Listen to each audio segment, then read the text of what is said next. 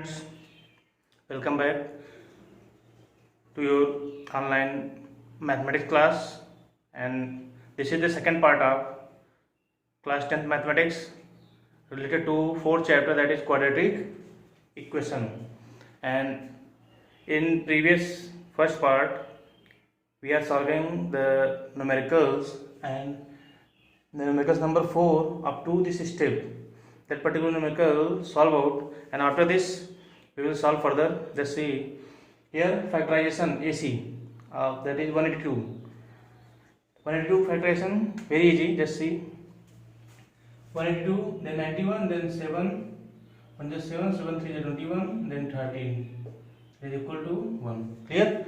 कैसे ये फैक्टराइजेशन हो गया, तो इसको हम टू नंबर्स में क्या करेंगे, एडजस्ट करेंगे. टू नंबर्स में एडजस्ट का मतलब क्या होता है कि उसका कॉन्सेप्ट होता है, जब भी टू नंबर्स में एडजस्ट करना होता है तो हमको देखना होता है साइन. साइन यहाँ पे क्या है, माइनस है, तो माइनस करने पे कितना आना चाहिए, 1 आना चाहिए. यहाँ कुछ नहीं है तो यहाँ क्या ऑलरेडी 1 है, क्योंकि मैंने कंपेयर करके बता दिया है सबकी वैल्यू कितनी है. ए की वैल्यू, बी की वैल्यू 1 है, सी की वैल्यू कितनी है, -182 है. तो सब्ट्रैक्ट करने पे कितना आना चाहिए, 1 आना चाहिए. तो अगर हम 7 और 2 को एक साथ लेते हैं तो 14 होगा, 13. तो 14 में से 13 जाएगा, कितना जाएगा, 1 आ गया. क्लियर? तो सिंपल है केस, बस वो क्या करना है, 14 - 13 एडजस्ट करना है. ये देखिए यहाँ पे इस स्टेप के बाद x² plus 14x - 13x - 182 is equal to 0. अब इन दोनों को एक साथ लेंगे, इन दोनों को एक साथ लेंगे, तो कॉन्सेप्ट क्या है, x कॉमन लिया तो x प्लस 14 एक ब्रैकेट में. क्लियर? और फिर यहाँ पे -13 कॉमन लिया तो x प्लस 14 अदर ब्रैकेट में. क्लियर? अब इसके बाद देखिए सोल्यूशन बहुत ईजी है. x प्लस 14 एक ब्रैकेट में, दूसरे ब्रैकेट में x plus 13 is equal to 0. Clear? Is equal to 0 हो गया. अब इसके बाद क्या करेंगे हम लोग, सोल्यूशन देखिए, when x plus 14 is equal to 0 then x is equal to -14. वहां पे कहा है पॉजिटिव, तो ये नंबर क्या है, नॉट करेक्ट. हम लोग इसको एक्सेप्ट नहीं कर सकते हैं. क्यों? क्योंकि नेगेटिव आ रहा है. When x this is what, minus not plus, -13 is equal to 0, तो x इक्वल टू कितना आ जाएगा, 13. तो फर्स्ट नंबर 13 आ गया. सेकंड नंबर क्या हो जाएगा, x plus 1, x plus 1 is equal to 13 plus 1 is equal to 14. Clear? तो फर्स्ट नंबर 13, सेकंड नंबर 14, दोनों हमारा आंसर क्या हो गया, क्लियर हो गया. दोनों क्या है, पॉजिटिव इंटीजर है, इनका स्क्वायर का सम, इनके स्क्वायर का सम कितना आएगा, 365. अब देखिए 13 में कितना होता है, 13 का स्क्वायर इक्वल टू 169 एंड 14 का स्क्वायर 196. 9615 9615 16 एंड 11213. क्लियर है? 365 आ गया ना. तो हमारा सोल्यूशन क्या है, करेक्ट है. इस तरह से सोल्यूशन जब भी करेंगे तो सोल्यूशन करने के बाद उसका क्या करेंगे, वेरिफिकेशन. ये सेल्फ सेटिस्फैक्शन के लिए होता है. इससे हम अगर अपना कैलकुलेशन करना चाहें, कितना नंबर हमने किया है, कितना नंबर हमको मिलेगा, तो ये 100% एग्जैक्ट क्लियर हो जाता है कि नहीं, इतना नंबर आप किए हैं और इतना नंबर आपको मिलेगा. तो कैलकुलेशन करने के बाद हम लोग क्या करेंगे, चेक कर लेंगे. तो ये जो प्रोसेस है, ये क्या है, ये चेकिंग प्रोसेस है, चेकिंग. क्लियर? और चेकिंग कैसे हुआ, कहा है ना कि कॉन्सिक्यूटिव पॉजिटिव इंटीजर्स हैं जिनके स्क्वायर का सम, तो 13 का स्क्वायर 169, 14 का स्क्वायर 96, 196, दोनों को हमने क्या किया, ऐड कर दिया, तो हमारा रिजल्ट आ गया कितना, 365. क्लियर? तो सोल्यूशन क्लियर है, इसको नोट कर लीजिए. इसके बाद नेक्स्ट प्रॉब्लम सॉल्व कर रहे हैं हम, बहुत इजी प्रॉब्लम है. देखिए next problem number 2, not problem number 2, problem number 5th. For this lecture, this is the second problem, that is problem number 2, but overall in combined way, that is from part 1 and part 2, this is problem number 5. So see, the altitude of a right triangle, the altitude means here that is perpendicular, the altitude this is of a right triangle is 7 centimetre less than it's base. तो base से क्या है, 7 centimetre less है। तो हमने base को मान लिया कितना, x। बेस कितना मान लिया, x। This is the base and this is altitude. Clear, A B C naming and this one is the hypotenuse.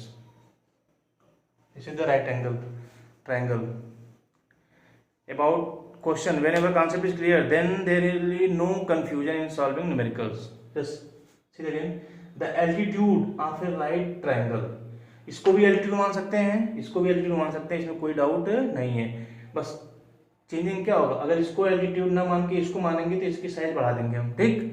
क्योंकि यहाँ कहा है ना कि एल्टीट्यूड जो है वो बेस से कितना है, 7 सेंटीमीटर लेस है। क्लियर, इसको हम मानेंगे क्या, x माइनस 7 सेंटीमीटर, ये कितना हो गया, x सेंटीमीटर। क्लियर, और हाइपोटेनस कितना दिया है, 13 दिया है। तो राइट एंगल ट्रायंगल में एक प्रॉपर्टी होती है, इसको हम कहते हैं पाइथागोरस प्रॉपर्टी। क्या कहते हैं, पाइथागोरस प्रॉपर्टी। उसका कॉन्सेप्ट होता क्या है कि हाइपोटेनस का स्क्वायर, हाइपोटेनस का स्क्वायर, यही हाइपोटेनस है,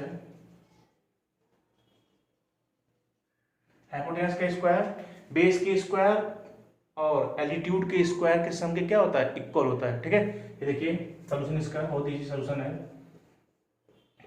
सॉल्यूशन में कोई डाउट नहीं होगा, अगर कॉन्सेप्ट क्वेश्चन का क्लियर है तो सॉल्यूशन क्या है, एकदम सिंपल है।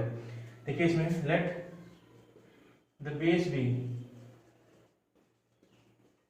x centimetre, then altitude equal to x minus 7 centimeter. Clear? Now by Pythagoras property, Pythagoras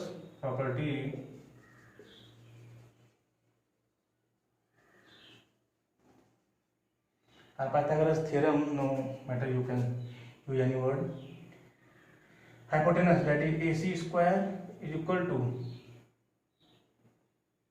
AB square plus BC square. Clear?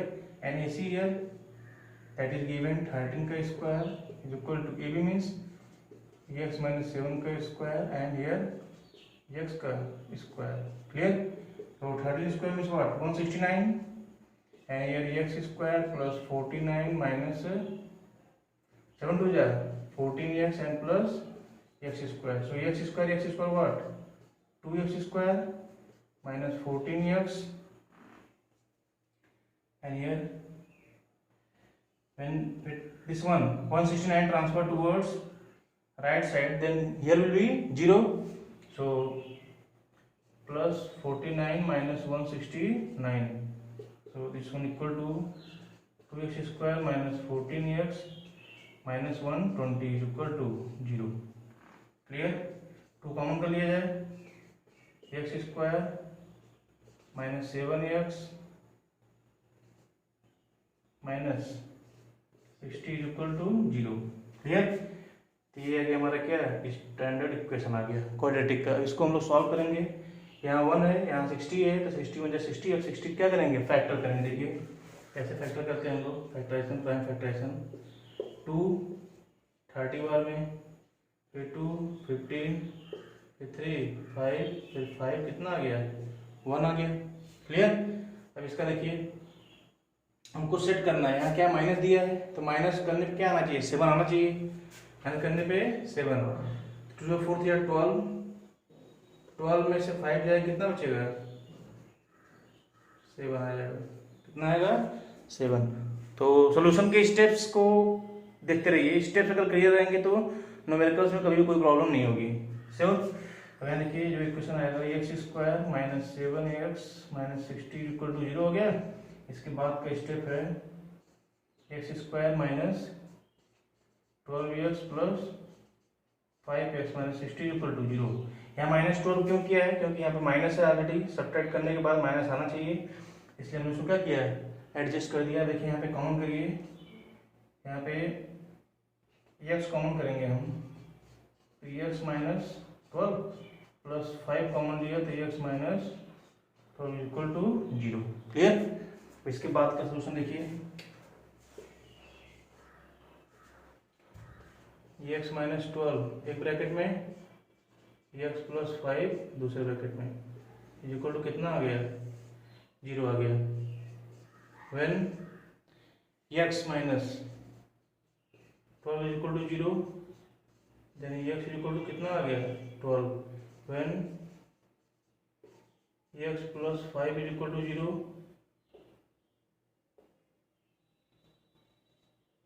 तो एक्स इज इक्वल टू कितना आ गया, -5। तो साइड माइनस में पॉसिबल नहीं है, साइड जब भी होगी किसमें होगी, पॉजिटिव होगी, तो इसलिए माइनस वाला क्या है, ये आंसर एक्सेप्टेबल नहीं है। तो एक्स इक्वल टू 12, मतलब कह सकते हैं कि बेस कितना आ गया, 12 आ गया। बेस कितना आ गया, 12, और एल्टीट्यूड कितना हो जाएगा, जब बेस 12 हो गया तो एल्टीट्यूड देख लीजिए, hence base is equal to 12 centimetre, altitude is equal to 12 minus 5 is equal to 7 centimetre. Clear, 7 centimetre. तो सोल्यूशन में किसी कोई डाउट नहीं होना चाहिए, सब सिंपल है। चेक करना है तो चेक कैसे करेंगे देख लीजिए। चेक करने को मैं आइडिया बता रहा हूँ। चेकिंग में क्या करना है, एल्टीट्यूड और बेस का स्क्वायर ऐड करना है, मतलब 12 माइनस 7 है given, not 5, 12 minus 7 equal to आएगा कितना, 5 सेंटीमीटर आएगा। Clear, 12 minus 7 equal to 5। देखिए 12 का स्क्वायर प्लस 5 का स्क्वायर कितना आ रहा है, 144 प्लस 25 इक्वल टू 169, जो किसके स्क्वायर के बराबर है, 13 के स्क्वायर के बराबर है। 13 के स्क्वायर बराबर मतलब क्या हो गया, हाइपोटेनस के स्क्वायर के बराबर है। जब बेस का स्क्वायर प्लस परपेंडिकुलर का स्क्वायर हाइपोटेनस के स्क्वायर के बराबर आ गया, मतलब ये पाइथागोरस प्रॉपर्टी क्या कर रहा है, वेरीफाई कर रहा है। Clear, so note down this one, very interesting problem. After all, we will solve next numericals. Next देखिए प्रॉब्लम नंबर 6 प्रॉब्लम देखने में क्यों बड़ा है, इसका सोल्यूशन बहुत ही इजी है, सिंपल। पूरे क्वाड्रेटिक इक्वेशन में सबसे सिंपल कोई सोल्यूशन है तो यही है। देखने में लग रहा है कि बहुत लेंदी प्रॉब्लम है, बहुत टफ प्रॉब्लम है, ऐसा कुछ नहीं है। ये देखिए स्टार्टिंग से, एक cottage industry produces certain number of pottery articles, कुछ सामान है ना पॉटरी के लिए। इन डे, एक दिन में कुछ आर्टिकल्स क्या करता है, पॉटरी आर्टिकल्स को प्रोड्यूस करता है, मतलब उत्पादन करता है। इट वॉज ऑब्जर्व, पाया गया कि किसी दिन अगर ऑब्जर्व किया गया तो पाया गया क्या, कि cost of production of each article, cost of production of each, अब यही देखिए कॉन्सेप्ट क्लियर हो गया। Cost of production of each article in rupee was 3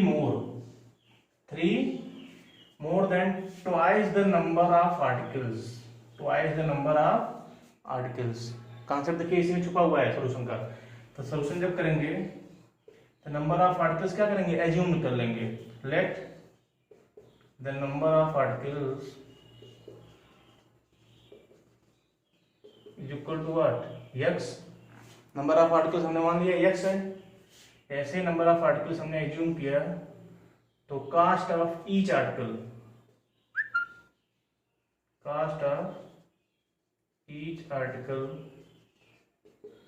होगा क्या, देखिए कहा है ना कि 3 मोर देन ट्वाइस, इसका ट्वाइस कर देंगे, और 3 मोर, ट्वाइस मतलब 2 से मल्टीप्लाई करना होता है, ठीक। थ्राइस कहे तो 3 से मल्टीप्लाई कर देंगे। क्लियर, तो ये कास्ट हो गया, इतना क्या हो गया, रुपी। और उसके बाद क्या है कि प्रोड्यूस ऑन दैट डे, जो उस दिन प्रोड्यूस हुआ होगा उसके बारे में बताया। If the total cast of production on that day was ₹90, अगर टोटल हमको मालूम है कितने आर्टिकल्स प्रोड्यूस हुए हैं और एक आर्टिकल का कास्ट क्या है, ये है, तो टोटल कास्ट कैसे होगा, इसमें इसका मल्टीप्लाई कर देंगे। क्लियर, कैसे 10 आर्टिकल्स है और टोटल कास्ट हमको निकालना है। पर आर्टिकल कास्ट कितना है, 4 है। तो 10 को 4 टाइम्स ऐड करें या 4 को 10 टाइम्स ऐड करें, मतलब दोनों का एक ही है कि 4 में 10 का मल्टीप्लाई कर देना है। सीधे सीधे क्या आएगा, 40 आएगा। ठीक है, तो यहाँ देखिए अकॉर्डिंग टू कंडीशन और according to problem, according to condition क्या कह रहा है कि कास्ट ऑफ ईच आर्टिकल का मल्टीप्लाई करेंगे नंबर ऑफ आर्टिकल से, x इंटू 2x प्लस 3 आएगा कितना, 90। अब इसको सिंप्लीफाई करिए, देखिए क्या आएगा, 2x square plus 3x minus 90 is equal to 0। देखिए 92 जा कितना होगा, 180 होगा। 92 जा 180, जब मल्टीप्लाई करेंगे तो उसके बाद सिंप्लीफाई कर देंगे जब हम, तो 180 का देखिए फैक्टराइजेशन क्या होगा, 2 से 90, फिर 2 से 45, फिर 3 से 15, 3 से 5, 5 से 1। अब यहाँ देखिए माइनस साइन है, इसलिए माइनस करने पे कितना आना चाहिए, 3 आना चाहिए। कितना आना चाहिए, 3। तो देखिए 2 to 4 3 12 और 5 3 15, तो 15 माइनस 12 कितना हो जाएगा, 3 आएगा ना। तो 15 माइनस क्या कर देंगे, उसको 12 कर देंगे। यहाँ देखिए इसका solution 2x square plus 15x minus 12x minus 90 is equal to क्या हो गया, 0। इसको कॉमन कर लेंगे यहाँ पे x, तो 2x प्लस 15, फिर माइनस 6 कॉमन करेंगे तो 2x plus 15 is equal to 0। अब ये क्या हो गया, 2x plus 15 x minus 6 is equal to 0। Clear. अब इसके बाद देखिए सोल्यूशन को दीजिए, when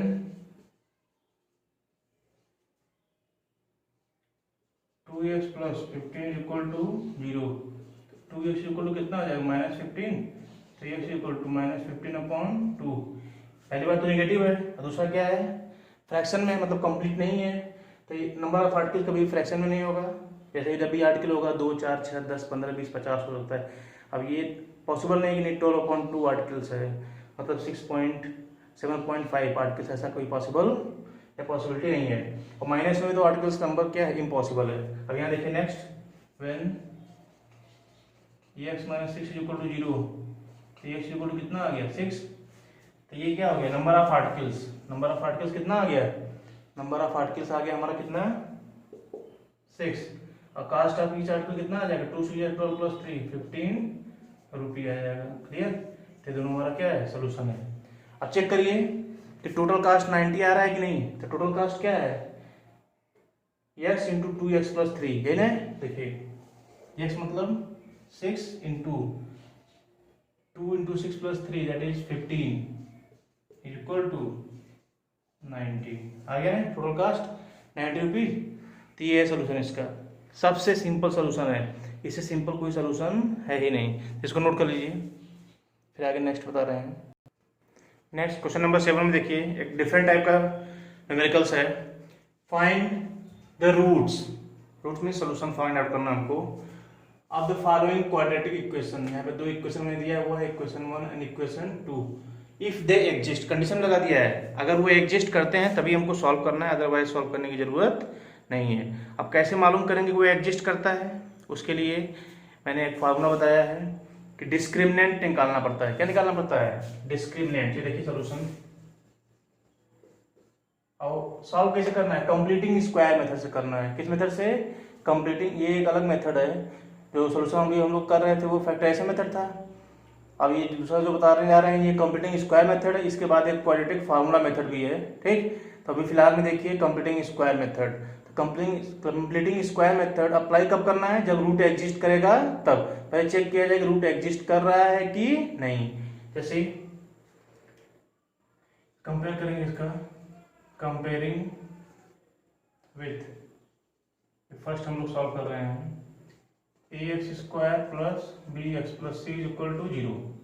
a is equal to कितना आ गया 2, b is equal to -7 and c is equal to कितना हो गया 3। तो जब भी निकालना हो डिस्क्रिमिनेंट तो फार्मूला याद होना चाहिए, d इज इक्वल टू क्या होता है b स्क्वायर माइनस 4ac। अगर डी की वैल्यू 0 से बड़ी हो या 0 के बराबर हो तभी तो रूट एग्जिस्ट करेगा, अदरवाइज एग्जिस्ट नहीं करेगा। अगर लेस देन 0 है तो समझ लीजिए उसमें नो रियल रूट्स कहेंगे हम लोग, इमेजिनरी रूट्स होता है, वो क्लास 12th में पढ़ाया जाता है। ठीक है, अभी क्लास 10th में देखिए स्टैंडर्ड जो है वो क्लास 10th का है। तो -7 का स्क्वायर -4 इंटू 2 इंटू 3, तो यहाँ पे डी इक्वल टू कितना आ गया 49 माइनस 4 2 Z से 24, तो बचा कितना 25। तो ये क्या है ग्रेटर देन 0 है, तो क्या लिखेंगे it means root exist, it means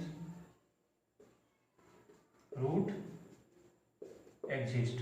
जो रूट एग्जिस्ट कर रहा है तो कंप्लीटिंग स्क्वायर मेथड कैसे अप्लाई करते हैं स्टेप बाय स्टेप देखिएगा, समझ में आ जाएगा, कभी भी कुछ लर्न करने की जरूरत नहीं पड़ेगी। देखिए 2x square, now solution of this one, 2x square minus 7x plus 3 equal to 0। अब इसमें करना क्या होता है, सबसे पहला काम कि हमको x स्क्वायर का कोफिशिएंट 1 करना होता है। क्या करना होता है, x स्क्वायर कोफिशिएंट 1, तो 1 ये कैसे होगा, अगर हम दोनों साइड 2 से डिवाइड कर दें, क्या करते हैं dividing by 2 on both side, dividing by 2 on both sides. Clear, जब दोनों साइड को हम 2 से डिवाइड करेंगे तो इक्वेशन क्या हो जाएगा, तो सिंपल इक्वेशन है। देखिए एक बार देखेंगे समझ में आ जाएगा, कोई डाउट नहीं है किसी को भी, बस थोड़ा सा क्लियरेंस होना चाहिए। अगर क्लियरेंस रहेगा तो प्रॉब्लम चाहे जिस भी बुक का पूछा जाएगा आप लोग उसको सडन सॉल्व कर लेंगे। क्लियर, देखिए 2x square minus 7x plus 3, इसको 2 से डिवाइड कर देंगे, यहाँ 0/2 कर देंगे, तो इक्वेशन क्या हो जाएगा 2/2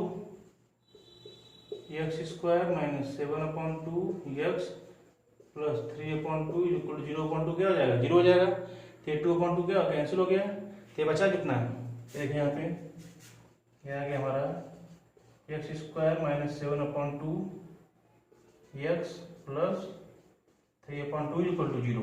क्लियर, अब इतना करने के बाद करते क्या हैं, इतना करने के बाद जो x का कोफिशिएंट है उसका हाफ, ध्यान सुनिए, x का कोफिशिएंट कितना है, देखिए यहाँ पे -7/2, इसका हाफ मतलब 1/2, तो कितना आ गया -7/4, x कोफिशिएंट का हाफ, और फिर ये हाफ आने के बाद क्या करेंगे इसका स्क्वायर कर देंगे, इसका स्क्वायर कितना आएगा 49/16, यही जो फैक्टर है 49/16 इसी को हम लोग ऐड भी करेंगे और सब्ट्रैक्ट भी करेंगे। तो मैंने क्या कहा, square of half of coefficient of x, square of half of coefficient of x, यही है 49/16, क्योंकि ये कोफिशिएंट कितना -7/2, इसका हाफ किया मैंने, कितना आ गया -7/4 आ गया, -7/4 का क्या किया स्क्वायर कर दिया मैंने, जो आ गया 49/16, इसी को ऐड भी करेंगे एंड सब्ट्रैक्ट भी करेंगे। तो देखिए x square minus 7/2x plus 49/16 plus 3/2 minus 49/16, clear, equal to 0। कितना हो गया, अब इसके बाद देखिए ये जो हमारा है ये फार्मूला बन गया, ये क्या बन गया फार्मूला, अभी फार्मूला किसका है देखिए समझ में आ जाएगा, स्टेप बाय स्टेप देखते चलिए। ये हो गया फार्मूला x माइनस 7/4 का होल स्क्वायर, क्लियर, क्योंकि x का स्क्वायर 7/4 का square means 49/16 minus 2 into 7/4 into x, तो 8 2 2 कैंसिल हो जाएगा, तो 7/2x आ जाएगा माइनस आने के साथ, ठीक है। और ये क्या है इक्वल टू जो बचा हुआ उसको उधर ट्रांसफर कर दें, 49/16 माइनस 3/2, तो ये इक्वल टू कितना आ जाएगा 16 का एलसीएम 2 के साथ क्या होगा 16 आएगा। अब बाकी इधर देखिए कितना बच रहा है 49 माइनस 8 से 24, 49 से जैसे 24 माइनस करेंगे कितना आ जाएगा 25/16। क्लियर। तो एक बार प्लस साइन एक बार माइनस साइन लेंगे तो x minus 7/4 is equal to plus minus 25/16 square root में लेंगे तो ये कितना आ जाएगा प्लस माइनस 5/4। एक बार पॉजिटिव साइन लेंगे तो 1 रूट आएगा और नेगेटिव साइन लेंगे तो अदर रूट आ जाएगा। जी देखिए टेकिंग पॉजिटिव तो x minus 7/4 is equal to क्या लिखेंगे इज इक्वल टू 5/4। तो x is equal to 7/4 plus 5/4 तो कितना आ गया 12/4 इज इक्वल टू 3। पहला आंसर आ गया। क्लियर। अब दूसरा आंसर देखिए बहुत सिंपल है। दूसरा आंसर मैं यहाँ सॉल्व कर दे रहा हूँ। टेकिंग नेगेटिव तो x minus 7/4 is equal to minus 5/4 अब x is equal to 7/4 minus 5/4 कितना हो गया 2/4 इज इक्वल टू 1/2। तो x की दूसरी वैल्यू आ गई। क्लियर। तो x की दूसरी वैल्यू कितनी है 1/2। ये पहला रूट 3 है दूसरा रूट कितना आ गया 1/2। तो दोनों रूट क्लियर है। सोल्यूशन बता दिया मैंने बहुत ही इजी है। तो ये फर्स्ट का सोल्यूशन मैंने सॉल्व किया है। फर्स्ट क्या है 2x² माइनस 7x प्लस 3। इसको नोट कर लीजिए आप। अब इसको इरेज करके मैं दूसरा सॉल्व करने जा रहा हूँ।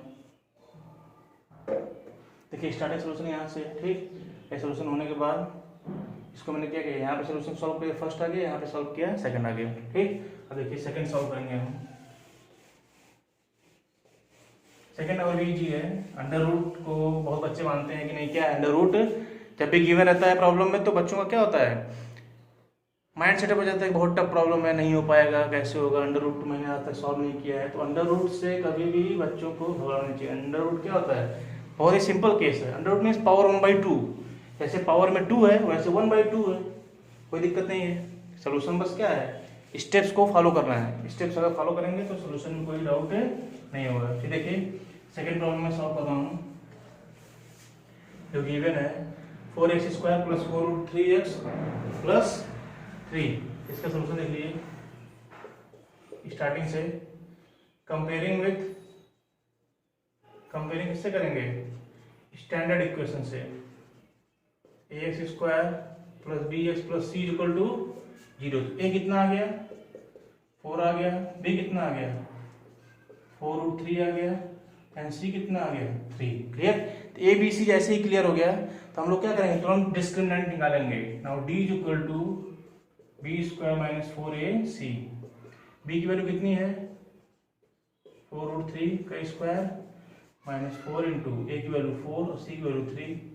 तो 4 4 से 16 3 जाए 48। कैसे देखिए 4 का स्क्वायर करेंगे 4 4 से 16 और रूट 3 का स्क्वायर करेंगे वो 3 आएगा। कैसे आएगा देख लीजिए रूट 3 4 के साथ दोनों का कर दे रहे हैं तो 4 का स्क्वायर और रूट 3 का स्क्वायर तो 4 का स्क्वायर 16 और रूट 3 मतलब होता है क्या 3 पावर 1/2 और इसकी पावर में क्या है 1/2 के पावर कितना है 2 है।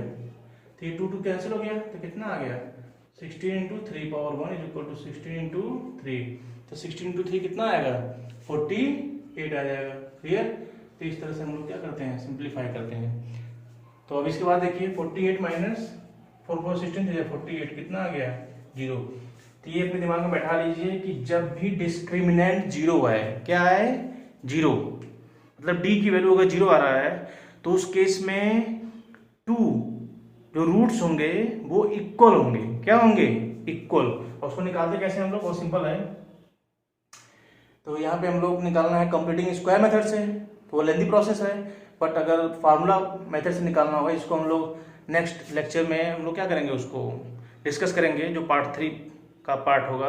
तो अभी हम लोग क्या करना है कंप्लीटिंग स्क्वायर मेथड से करना है। तो ऐसा जैसे अभी किया है प्रीवियस न्यूमेरिकल्स वैसे भी इसको करेंगे। देखिए now 4x² plus 4 root 3x plus 3 equal to 0। तो पहला काम x² कोफिशिएंट क्या करना है 1 करना है। तो dividing both side by 4 dividing both sides by 4 we have 4x square plus 3x plus 3 upon 4 is equal to कितना आ गया 0/4। ये हो कितना गया 4/4 कितना हो जाएगा 1, तो x स्क्वायर और 4/4 फिर कट जाएगा plus √3 into x plus 3/4 is equal to 0। Clear. देखिए अब ये जो प्रॉब्लम है इसको हम लोग क्या करेंगे एडजस्ट करेंगे। तो √3 जो है ये ऐसा कोफिशिएंट है, इसका हाफ का स्क्वायर ऐड करना है, सब्ट्रैक्ट करना है। तो √3 का हाफ का स्क्वायर कितना आ जाएगा 3/4। तो इसी को हम क्या करना है ऐड और सब्ट्रैक्ट करना है। तो हमेशा ध्यान रखिए, एक बार लिख दिया है बार बार लिखने की जरूरत नहीं है। Squaring the half coefficient of x and then add and subtract। तो कितना हो जाएगा x square plus √3x plus 3/4 plus 3/4 पहला जो गिवन है फिर माइनस 3/4। तो कितना हो गया कट गया। तो ये हमारा फार्मूला बन गया। फार्मूला किसका है x प्लस √3/2 का स्क्वायर है इक्वल टू 0। इसमें देखिए दो वैल्यू है, दोनों को ब्रैकेट रखेंगे x plus √3/2 x plus √3/2 equal to 0। अब दोनों को बारी बारी 0 करेंगे तो दोनों सेम टर्म्स है तो सेम रूट देगा। When x plus 0 then x is equal to कितना आ गया माइनस √3/2 when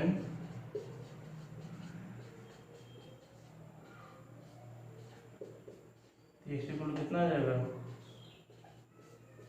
-√3/2।